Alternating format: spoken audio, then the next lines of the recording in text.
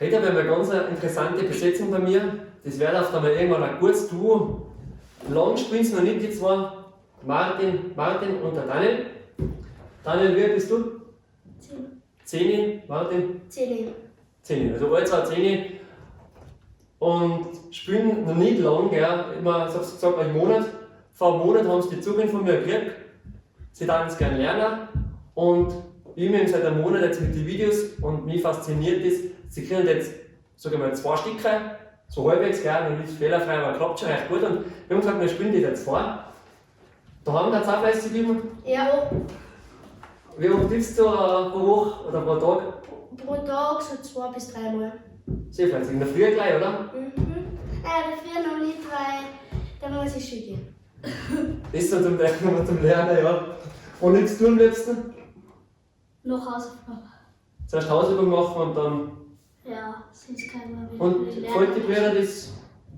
Was? Gefällt die Brüder auch, wenn du übst? Nicht so. Dann geht's aus dem Raum.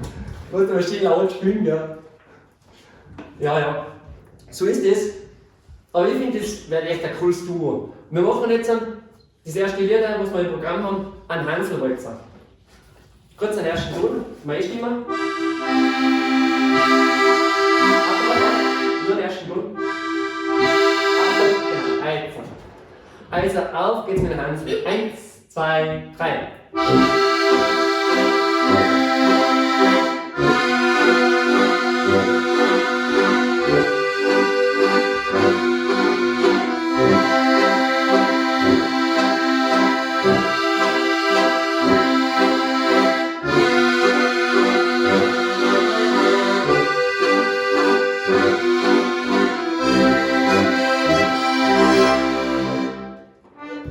Wow, so gut schon. Also wenn es euch gefallen hat, ihr seid uns sicher wieder einmal, dann könnt ihr gerne unten Daumen nach oben, gell?